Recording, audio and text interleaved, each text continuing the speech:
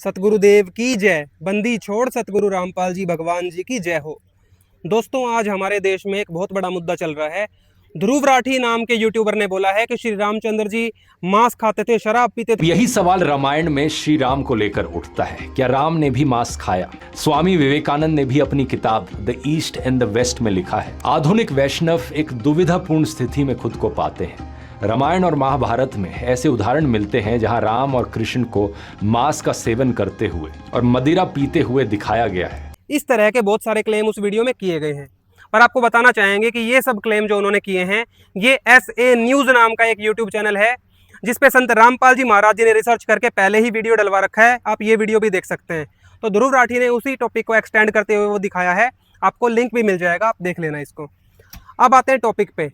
क्या श्री रामचंद्र जी सच में मांस खाते थे? क्या ध्रुव राठी की बात गलत है या सही है? तो इस बात को प्रूव करने के लिए आपको दिखाते हैं प्रमाणित सदग्रंथ। सबसे पहले हम लेंगे अपना रामचरितमानस। देखिए प्रमाण ये है, देखिए 81 नंबर कोड है, गीता प्रेस का है, पवित्र श्री रामचरितमानस आप देख रहे हैं। और इसमें आ जाओ, बालकांड दोहा नंबर 204।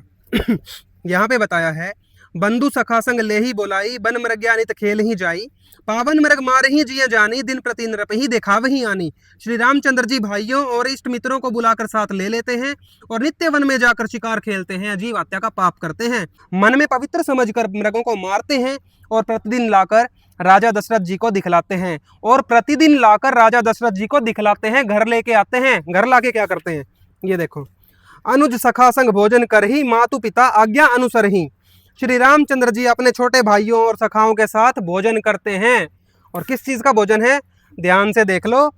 मृगों को मारते हैं और प्रतिदिन लाकर राजा दशरथ जी को दिखलाते हैं, घर लाते हैं मार के, और उसके बाद छोटे भाइयों और सखाओं के साथ भोजन करते हैं और माता पिता की आज्ञा का पालन करते हैं। तो दोस्तों, इस तरीके के पाप किए जाते हैं सही गुरु ना मिलने के कारण, सही ज्ञान ना मिलने के कारण।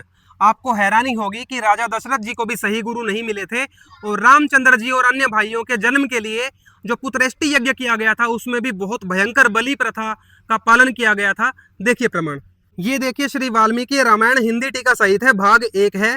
और ये कहाँ से छपती है देख लीजिए, खेमराज श्री कृष्ण दास प्रकाशन, बंबई 4। अब आ जाइए आप इसमें बालकांड सर्ग नंबर 14 के अंदर। देखिए कितना भयंकर पाप हुआ था। राज सिंह महाराज दशरथ जी के यज्ञ में कुशल ब्राह्मणों ने वेदी बनाई। यज्ञ स्थल में शास्त्र अनुसार देवताओं के लिए अनेक प्रकार के सर्प माने सांप, विहंग मतलब पक्षी, तुरंग मतलब घोड़े स्थापित किए। तो सांप, पक्षी, घोड़े सब कुछ लाए गए बलि के लिए। और जलचर प्रवृत्ति जंतु जहां तक इकट्ठे किए गए थे, जल के जीव भी लाए गए, मगरमच्छ, कछुए आदि किए गए थे। यज्ञ कराने वालों ने उन्हें बलि देने के अर्थ तथा यथास्थान में शास्त्र अनुसार बांधा। बलि देने के अर्थ बांधा। पहले कहे हुए खंभों में 300 पशु और महाराज का अश्वत्थ रतन बांधा था। पटरानी कौशल्या जी ने उस अश्व की परिचर्या, प्रोक्षण आदि करके 3 खड्ग से प्रसन्नता पूर्वक उसका वध किया। कौशल्या माता जी ने उसका वध किया। ऐसा भ्रमित किया गया था नकली गुरुओं के द्वारा। इतना भयंकर पाप करवा दिया। कौशल्या जी वहां धर्म की प्राप्ति की कामना से स्वस्थ चित्त हो उस अश्व के निकट एक रात्रि तक वहीं रही माता जी। आगे देखिए, घोड़े की चर्बी ले शास्त्र अनुसार होम करने लगे। चर्बी उतार ली घोड़े की। नरपति दशरथ यथा समय न्याय पूर्वक अपने पाप काटने के अर्थ वसा गंध में धूम गंध सूंघने लगे। पंडितों ने बताया, पाखंडियों ने, कि आप इसके चमड़े को फूंक कर सूंघ लो तो आपके पाप कटेंगे। देखो कैसी विधि बताई, और उन्होंने वैसा ही किया। अनंतर 16 ऋत्विज ब्राह्मण घोड़े के सब अंग प्रत्यंग आदि छेदन कर अग्नि में विधि पूर्वक आहुति देने लगे। काट काट के घोड़े को हवन में डाल दिया। इतना भयंकर पाप करवाया। तो ये देखा आपने, राम जी के जन्म से पहले उनके माता पिता से भी नकली गुरुओं ने पाप करवा दिए थे। देखिए ध्रुव राठी ने एक और क्लेम किया है, एक बार देखिए आप इसको। सीता देवी रिवर गॉडेस गंगा को कसम देती हैं कि वे मांस, चावल और वाइन के 1000 मर्तबान ऑफर करेंगी। सीता जी गंगा को मीट ऑफर कर रही हैं। ये वाल्मीकि रामायण का अयोध्या कांड अध्याय 52 श्लोक 89 है। अब करते हैं फैक्ट चेक। क्या ये बात सही है? क्या सीता जी ने सच में गंगा माता को ऐसी प्रार्थना की थी मांस और शराब चढ़ाने की? देखते हैं प्रमाण। ये देखिए, वही वाल्मीकि रामायण है, भाग 1 है। इसमें आ जाओ आप, अयोध्या कांड सर्ग नंबर 52। इसके अंदर देखिए, सीता और महारथी लक्ष्मण जी ने यथा विधि आचमन करके प्रीति पूर्वक भागीरथी गंगा जी को प्रणाम किया। और अनिंदिता वैदेही जी अर्थात सीता माता जी धरा के बीचों बीच में पहुंच हाथ जोड़कर गंगा जी से विनय करने लगी, हे गंगे, हे देवी, मैं फिर अयोध्या जी को लौटकर 1000 घड़े सुंदर सुरा अर्थात शराब, सुरा मतलब शराब, उत्तम उत्तम पदार्थों से जो कि देवताओं के यहाँ भी नहीं, जो देवता शराब ग्रहण करते हैं उससे भी उत्तम लाऊंगी आपके लिए 1000 घड़े भर के। उन पदार्थों को भात व मांस आदिक अन्नों से तुम्हारी पूजा करूंगी। यहाँ साफ लिखा है मांस से पूजा करूंगी और शराब से। यहाँ भी देख लो आप, सुरागढ़ सहस्त्रेण मास भूतौ दनेन, और ये नंबर है 89 नंबर दोहा श्लोक, और ये है इसका 89 नंबर श्लोक। तो दोस्तों ये वाला क्लेम बिल्कुल सही साबित होता है कि सीता माता जी ने गंगा माता को शराब और मांस भेंट चढ़ाने के लिए बोला था। आगे देखते हैं और प्रमाण। अब हम आ गए हैं अयोध्या कांड के सर्ग नंबर 56 में, और यहाँ पे देखेंगे हम, रामचंद्र जी एक चित्त से सेवा करने में चित्त दिए लक्ष्मण जी से बोले, हे सौमित्र, हम एणे हरिण का मांस लाकर पर्णशालाधिष्ठात्री देवता की पूजा करेंगे। मांस से पूजा करते थे राम जी, क्योंकि जो लोग बहुत दिन जीना चाहते हैं उनको चाहिए कि किसी ग्रह की पूजा किए बिना उसमें न रहे। ये ग्रह पूजा थी इनकी मांस से। हे प्रिय दर्शन, इस समय तुम जल्दी से मृग वध करके ले आओ। मृग वध करने का आदेश दिया रामचंद्र जी ने लक्ष्मण जी को। लक्ष्मण जी भ्राता की आज्ञा से मृग ले आए। तब रामचंद्र जी ने फिर उनसे कहा कि तुम इस मृग के मांस को रांधो, इस मृग के मांस को रांधो मतलब पकाओ, मैं वास्तु पूजा करूंगा। तब प्रतापशाली लक्ष्मण जी ने यज्ञीय काले मृग को वध करके उस जलती हुई आग में छोड़ दिया। काले हिरण को, काले हिरण का केस ये देख लो, काले मृग को, काले हिरण को मारा इन्होंने, जिसका केस सलमान खान पे भी लगाओ ना काले हिरण का, वैसा हिरण था ये। वध करके उस जलती हुई आग में छोड़ दिया। जब खूब पक गया और रुधिर का बहना उसमें बंद हुआ, उसका खून जल गया सारा, तब लक्ष्मण जी ने पुरुष श्रेष्ठ श्री रामचंद्र जी से कहा कि मैंने इस सर्व काम साधन करने वाले काले मृग को अंग प्रत्यंगों के सहित पकाया। फिर देख लो काला मृग, जिसका केस लगा हुआ बड़े बड़े एक्टर्स पे भी। रामचंद्र जी के मन में हर्ष उत्पन्न हुआ। अनंतर उन्होंने वैश्वदेव के लिए, विष्णु जी के लिए और रुद्र जी के अर्थ बलि प्रदान किया, बलि दी इन्होंने। तो इससे स्पष्ट सिद्ध होता है कि रामचंद्र जी और लक्ष्मण जी भी बलि देते थे और बहुत तरह के पाप इनसे हो जाते थे। और देखिए प्रमाण, देखिए वही वाल्मीकि रामायण है, इसमें आ जाओ आप, अरण्य कांड सर्ग नंबर 43 ये देखिए श्लोक नंबर 31 से हम देखेंगे। धनुर्धारी नृपतिगण महावन में शिकार करने के लिए प्रवृत्त हो, मांस के लिए अथवा विहार के लिए बहुत मृगों को मार डालते हैं। ये रामचंद्र जी और लक्ष्मण जी के बीच में चर्चा चल रही है, मांस के लिए मारते हैं। आगे देखो, इस कारण से इस मृग के वध करने में कुछ दुविधा करने की आवश्यकता नहीं है। सुमध्यमा जानकी जी हमारे साथ इस मृग रत्न के श्रेष्ठ व सुवर्ण में चरम पर बैठेंगी। देखो, एक तो मांस का प्रयोग होगा हिरण का, और दूसरा जो सुनहरा मृग है उसका जिक्र चल रहा है कि उसकी खाल उतार के उसकी चटाई बना के बैठेंगे। ये तो क्लियर हुआ कि रामचंद्र जी हिरण के पीछे जो गए थे वो उसका मांस और चर्म के लिए गए थे। आगे देखिए प्रमाण, जब वो हिरण मर गया और पता चला कि ये राक्षस है, उसके बाद बहुत ही अद्भुत घटना हुई वहां पे। ये देखिए अरण्य कांड सर्ग नंबर 45 और 25 नंबर से आगे पढ़ेंगे। उस काल मृग रूपी राक्षस को मार डालकर और इसका इस प्रकार चिल्लाना सुनकर विषाद के मारे तीव्र भय से रामचंद्र जी भीत हुए। पहले तो रामचंद्र जी बहुत जोर से डर गए जब वो राक्षस चिल्लाया। उसके पीछे देखिए, बहुत ही गहरी बात है ये, इसको बड़े ध्यान से देखिएगा कि वो हिरण तो मर गया और वो हिरण रूपी फिर राक्षस निकला। उसके बाद रामचंद्र जी ने एक और हिरण को मारा, उसका मांस लेके घर को गए थे। ये देखिए, उसके पीछे वह एक और मृग को मारकर और उसका मांस ग्रहण करके शीघ्रता से जन स्थान की ओर चले।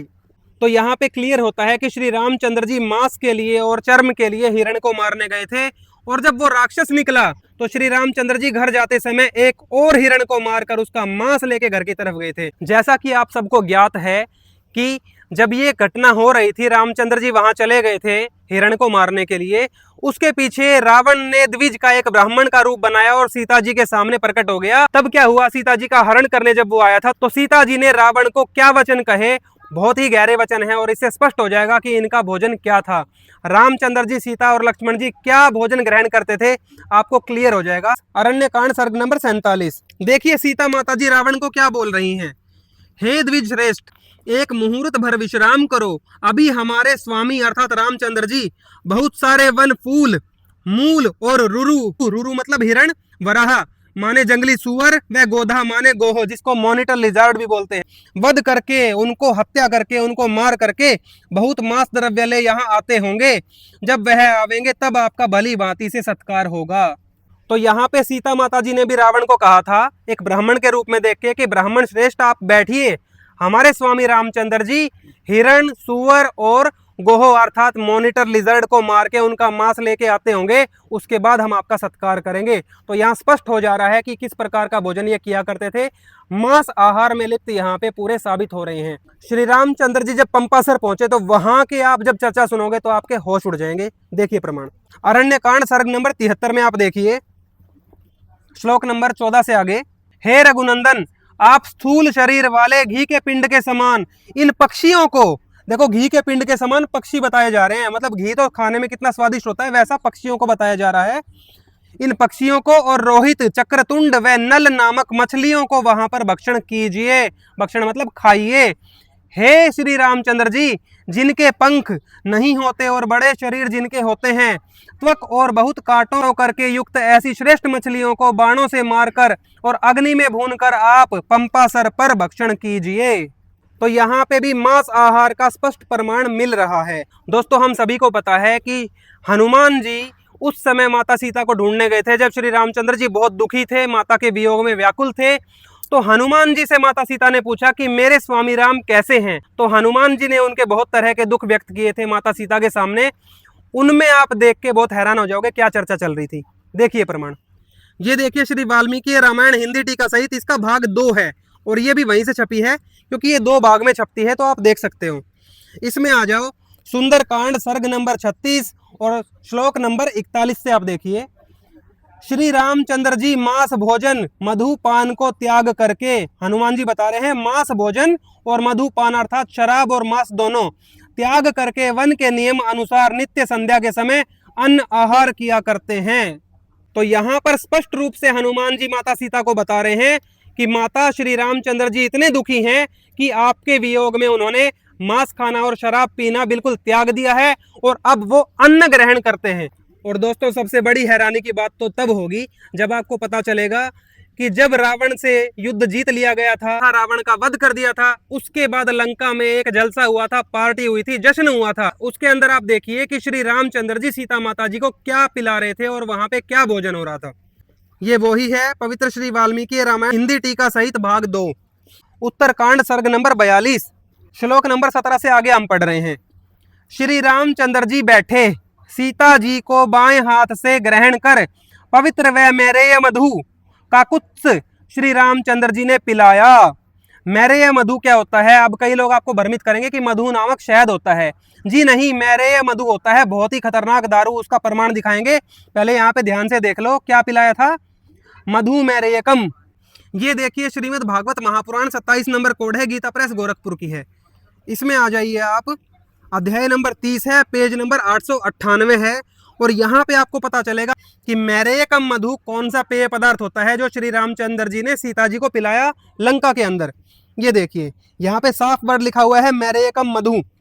और देखिए, देव ने उनकी बुद्धि हर ली और वे उस मैरेयक नामक मदिरा का पान करने लगे जिसके नशे से बुद्धि भ्रष्ट हो जाती है। ये बहुत ही खतरनाक शराब होती है मैरेयकम मधु, जिसके नशे से बुद्धि भ्रष्ट हो जाती है। वह पीने में तो अवश्य मीठी लगती है परंतु परिणाम में सर्वनाश करने वाली है। इतनी खतरनाक शराब है मैरेयकम मधु। अब फिर से देखिए आप, मधु मैरेयकम नामक शराब पिलाई गई थी। फिर पढ़िए आप, श्री रामचंद्र जी ने बैठे सीता जी को बाएं हाथ से ग्रहण कर पवित्र व मैरेय मधु अर्थात बहुत ही खतरनाक शराब श्री रामचंद्र जी ने पिलाया। जैसे शची को इंद्र जी पिलाते हैं, इंद्र जी की पत्नी है शची, उनको वो भी पिलाते हैं। और भांति भांति के मांस व विविध भांति के मीठे मीठे फल श्री रामचंद्र जी के व्यवहार अर्थ सेवक लोग अतिशीघ्र लाए। क्या लाए थे? भांति भांति के मांस वहां पे लाए गए थे श्री रामचंद्र जी की सेवा के लिए। और देखो, श्री रामचंद्र जी के सामने नाच होने लगा और यह नाच नृत्य नीत विशारद अप्सराओं ने किन्नरियों के साथ मिलकर किया था। हिजड़े भी नाचे थे, किन्नर भी, और अप्सराएं भी नाची थी वहां पे। उन अच्छे स्वभाव वाली रूपवती स्त्रियों ने मद्यपान कर वे भी शराब पी के नाची, जो कि नाचने गाने में अति चतुर थी, श्री रामचंद्र जी के सन्मुख नाचने लगी। तो दोस्तों, हमें भी पढ़कर बड़ा दुख हुआ, पर यह सत्य है क्योंकि हमारी रामायण हमारी शिरोधार्य है और इसमें स्पष्ट बताया हुआ है कि श्री रामचंद्र जी की सेवा के लिए वहां पे भांति भांति के मांस लाए गए थे, शराब का प्रयोग वहां पे नाचने वालियों ने भी किया और श्री रामचंद्र जी के सामने अभद्र डांस अर्थात कि अप्सराओं का और किन्नरियों का डांस और नाच भी वहां पे हुआ था। तो अब आप देख सकते हैं किस तरह के पाप हमारे देवता लोगों से भी हो जाते हैं। तो दोस्तों इस पूरे फैक्ट चेक के बाद हमें पता चलता है कि ध्रुव राठी ने जो श्री रामचंद्र जी के मांस खाने की और शराब पीने की जो बातें की है वो सारी सत्य निकली हमारे रामायण के अनुसार, परंतु ध्रुव राठी भी यहाँ पे एक जगह पे गलत साबित होते हैं। देखिए एक बार उनका वीडियो। स्क्रिप्चर्स के बाहर भी हम हिस्ट्री में मंदिरों में लिटरली ऐसा होते हुए देख रहे हैं। मांस और धर्म साथ साथ चलते रहे। यहाँ पे ध्रुव राठी कह रहे हैं कि मांस और धर्म एक साथ चलते हैं। जी नहीं ध्रुव राठी जी, आपको धर्म का 1% भी ज्ञान नहीं है। मांस, शराब, नशा और धर्म एक साथ कभी नहीं चल सकते। ये सभी अधर्म की वस्तुएं हैं और धर्म बिल्कुल अलग होता है। पहले आपको दिखाते हैं कि इस सब अधर्म को करने का पाप कितना भयंकर होता है। देखिए प्रमाण। ये देखिए संक्षिप्त पद्म पुराण है, कोड नंबर 44 गीता प्रेस का है और इस पवित्र ग्रंथ में देखिए कितनी अच्छी बातें बताई हुई है धर्म के बारे में। पेज नंबर है 514। ये देखिए, जो अपने पेट के लिए दूसरे जीवों का वध करता है उसे यमराज की आज्ञा से महारौरव नामक नरक में डाला जाता है। वो लोग नरक की प्राप्ति करते हैं जो जीवों की हत्या करके अपना पेट पालन करते हैं। और देखिए शराब का भी यहाँ पे बताया है, जो मूढ़ सुरापान करता है उसे धर्मराज के दूत गरम गरम लोहे का रस पिलाते हैं। इन पापों की सजा के और प्रमाण देखिए। ध्रुव जी आप बिल्कुल गलत कह रहे हो, इस पाप के साथ धर्म नहीं चल सकता। ये देखिए पवित्र गरुड़ पुराण सारोद्धार 1416 कोड है, गीता प्रेस का है। इसमें आ जाओ पेज नंबर 74 के ऊपर 74 के ऊपर बताया है। ये देखिए, सुरापान करने वाला अर्थात शराब पीने वाले भेड़िया, कुत्ता एवं सियार की योनि में जाते हैं। भेड़िया, कुत्ता, सियार जैसे जन्म प्राप्त करते हैं। तो ध्रुव जी आप बिल्कुल गलत हो, ये पाप और धर्म एक साथ नहीं चल सकते। और देखिए प्रमाण कितनी सजा मिलती है ऐसे पाप करने वालों को। यह है संक्षिप्त गरुड़ पुराण 1189 कोड है, गीता प्रेस का है। इसमें देखिए प्रेत कल्प के अंदर हो आप और पेज नंबर है 461। जो सोम विक्रेता है अर्थात जो दारू बेचने वाला है, जो मद्यापी है, जो दारू पीने वाला है, और जो मांस भोजी है, जो मांस खाता है, तथा जो पशु हंता है और जो पशुओं को मारता है, वह व्यक्ति रुधिर अंध नामक नरक में जाता है। ये सब कर्म करने वाला रुधिर अंध नामक नरक में जाके वहां पे सजा पाएगा। और हम पृथ्वी पर एकमात्र पूर्ण संत अर्थात तत्वदर्शी संत रामपाल जी महाराज जी के शिष्य हैं। और देखिए अपने शिष्यों को उन्होंने क्या ज्ञान बताया है। यह है पवित्र पुस्तक ज्ञान गंगा। इसमें स्पष्ट बताया है, जीव हमारी जाति है, मानव धर्म हमारा, हिंदू मुस्लिम सिख ईसाई धर्म नहीं कोई न्यारा। अर्थात जो इस पुस्तक में नियम है वो सबको मान्य है, हर एक मनुष्य को मान्य होने चाहिए। इसमें देखिए पेज नंबर 9 के ऊपर बताया है, ये पढ़ लो आप वाणी। सुरापान मध्य मांसाहारी गमन करें भोगे पर नारी, 70 जन्म कटत है शीशम, साक्षी साहिब है जगदीशम। जो सुरापान अर्थात शराब पीता है, मांस खाता है और दारू पीता है और किसी पर नारी को भोगता है, उसके 70 जन्म तक शीश कटेंगे, जैसे बकरा बन के, मुर्गा बन के और किसी तरीके से थ्रेशर में आके। और साक्षी साहिब है जगदीशम, भगवान इसके गवाह हैं। दोस्तों संत रामपाल जी महाराज कहते हैं सबका भगवान मालिक अल्लाह खुदा गोड़ एक ही है और वो कबीर देव हैं और उनका ज्ञान सबके लिए एक समान है। एक बार देख लीजिए ये पुस्तक, मुसलमान नहीं समझे ज्ञान कुरान, और तत्वदर्शी संत रामपाल जी महाराज जी के द्वारा लिखित है। इसमें देखिए आप, इसमें पेज नंबर 32 पे देखिए कितना अच्छा नीति का ज्ञान दिया है। ये देखिए, ये पूरा आप एक बार फोटो ले लीजिएगा, बेशक इसका स्क्रीनशॉट। इसमें बहुत सारी वाणियां हैं, मैं एक दो ही पढ़ के सुनाऊंगा। एक दो देखिए आप। कबीर मांस आहारी मानई प्रत्यक्ष राक्षस जान, ताकि संगत मत करे होए भक्ति में हान। जो मनुष्य मांस खाता है वो तो प्रत्यक्ष राक्षस के समान है, उसकी संगति करने वाला भी भक्ति में हानि करता है। देखिए, कबीर मांस खाए ते ढेड़ सब, मद पीवे सो नीच, कुल की दुर्मति पर हरे राम कहे सो ऊंच। जो भी मांस खाता है वो नीच व्यक्ति है और जो भगवान की भक्ति करता है वो ऊंच व्यक्ति है। ये प्रमाण देखा है आपने मुसलमान नहीं समझे ज्ञान कुरान पुस्तक से, जो संत रामपाल जी महाराज जी द्वारा लिखी गई है, मुसलमान भाइयों को भी पाप से दूर करने के लिए। अब दोस्तों बात यह आती है कि अगर श्री रामचंद्र जी मांस खाते थे या नहीं खाते थे, तो इस बात से इतना बड़ा हल्ला क्यों मचा है? इस बात से हल्ला इसलिए मचा है क्योंकि नकली धर्मगुरुओं ने हमें आज तक बताया था कि श्री रामचंद्र जी तो मर्यादा पुरुषोत्तम हैं, वो तो पूर्ण परमात्मा है। ये सभी दावे झूठे सिद्ध होते हैं क्योंकि श्री रामचंद्र जी के जो कार्य हैं वो एक धार्मिक व्यक्ति से मैच नहीं करते हैं। जैसे आपने देखा मांस खाने का, पशु मारने का या शराब पीने का, इस तरह की जो क्रियाएं हैं ये देवताओं से हो जाती हैं। ये देवता होते हैं और देवता भी पाप करते हैं और अपने पाप भोगते हैं। आज आपको स्पष्ट करेंगे कि विष्णु जी ही राम जी के रूप में आए थे, ये सबको पता है। आज आपको दिखाते हैं विष्णु जी के अंदर विकार होते हैं और वो अपने किए हुए कर्मों को भोगते भी हैं। ये पूर्ण परमात्मा नहीं है, निर्विकार प्रभु नहीं है। ये देखिए पवित्र श्रीमद देवी भागवत महापुराण 1897 कोड है, गीता प्रेस की है। इसमें आ जाओ आप, चतुर्थ स्कंद के अंदर अध्याय नंबर 13 है और पेज नंबर आप देख रहे हैं 462। देखिए इसमें कितना खास प्रमाण दिया हुआ है। व्यास जी बोले, हे राजन, चाहे विष्णु, ब्रह्मा, शिव, इंद्र और बृहस्पति ही क्यों न हो, चाहे कोई सा भी देवता हो इनमें से, देहधारी तो विकारों से युक्त रहता ही है। ये विकार युक्त प्रभु है, विकार रहित नहीं है, ये पूर्ण परमात्मा नहीं है। और देखो ब्रह्मा, विष्णु और महेश तक आसक्ति से ग्रस्त हैं, ये सब आसक्ति से ग्रस्त रहते हैं। हे राजन, आसक्त प्राणी कौन सा अनर्थ नहीं कर बैठता, जैसा कि श्री रामचंद्र जी के आपने प्रमाण देखे आज। और देखिए ब्रह्मा आदि समस्त देवताओं के भी मूल कारण गुण ही हैं, उनके भी शरीर 25 तत्वों से बने हैं, इसमें संदेह नहीं है। हे राजन, समय आ जाने पर वे भी मृत्यु को प्राप्त होते हैं। ध्यान से देख लो, ब्रह्मा, विष्णु, महेश ये सारे देवता मृत्यु को प्राप्त होते हैं, इसमें आपको संशय कैसा। अब आइए अगले पेज पे, पेज नंबर 463 पे, ब्रह्मा, विष्णु, महेश और इंद्र आदि जो देवता तथा मुनिगण हैं वे भी अपनी आयु के परिमाण काल तक ही जीवित रहते हैं। मतलब इनकी आयु है डिसाइडेड, हमसे बहुत ज्यादा लंबी है, इसलिए शक्ति युक्त तो हैं, परंतु अमर प्रभु कोई और है, ये नहीं है। वे भी अपनी आयु के परिमाण काल तक ही जीवित रहते हैं। हे राजन, अंत काल आने पर स्थावर जंगमात्मक यह जगत भी विनष्ट हो जाता है, इसमें कभी भी कुछ भी संदेह नहीं करना चाहिए। हे भूपाल, अपनी आयु का अंत हो जाने पर ब्रह्मा, विष्णु, महेश, इंद्र आदि देवता भी विनष्ट हो जाते हैं।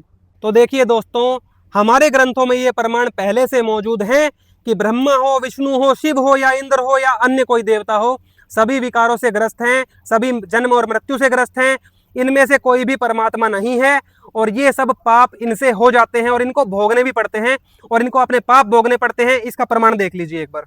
ये देखिए पवित्र मत्स्य महापुराण 557 कोड है, गीता प्रेस का है। इसमें आ जाओ पेज नंबर 630 के ऊपर।